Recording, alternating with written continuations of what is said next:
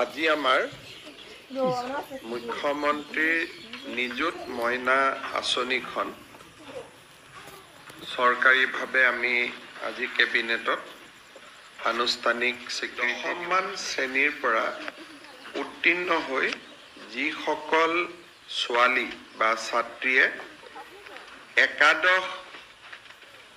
মান শ্ৰেণীত নামভৰ্তি কৰিব তেওঁলোকে গৰম বন্ধৰ 2টা মাহ বাদ দি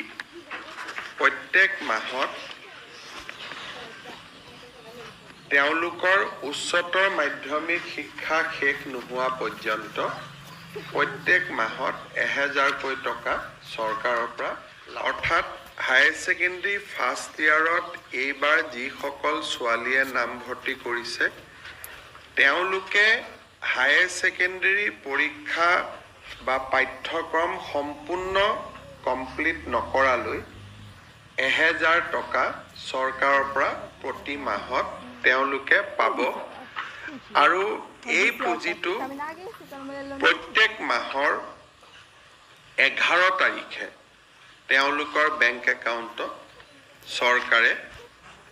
পঠিয়াই দিয়ে যিসকলে 4 বছৰ বা 3 বছৰ গ্ৰেজুৱেশ্যন পাঠ্যক্ৰমত পঢ়িব হায়াৰ ছেকেণ্ডাৰী পাছ কৰি প্ৰত্যেকগৰাকী ছোৱালীয়ে প্ৰথম বৰ্ষত নাম গ্ৰহণ কৰাৰ লগে লগে প্ৰত্যেক মাহত 12,1250 টকা চৰকাৰৰ পৰা যিসকলে ডিগ্ৰী পাছ কৰি এইবাৰ পোষ্ট গ্ৰেজুৱেটত নাম লগাব পোষ্ট গ্ৰেজুৱেট বুলি কওঁতে আমি বিএডক ইয়াত ধৰি লৈছোঁ পোষ্ট গ্ৰেজুৱেট কাম বিএডত নামভৰ্তি কৰিব তেওঁলোকে প্ৰত্যেক মাহত চৰকাৰৰ পৰা 2500 টকা কৰি লাভ কৰিব 2000 অৰ্থাৎ হায়াৰ ছেকেণ্ডাৰী পঢ়িলে 1000 টকা প্ৰত্যেক মাহত ডিগ্ৰী পঢ়িলে 1250 টকা প্ৰত্যেক মাহত আৰু গ্ৰেজুৱেশ্যন পঢ়িলে গ্ৰেজুৱেশ্যন পাছ কৰি স্নাতকোত্তৰ পোষ্ট গ্ৰেজুৱেশ্যন পঢ়িলে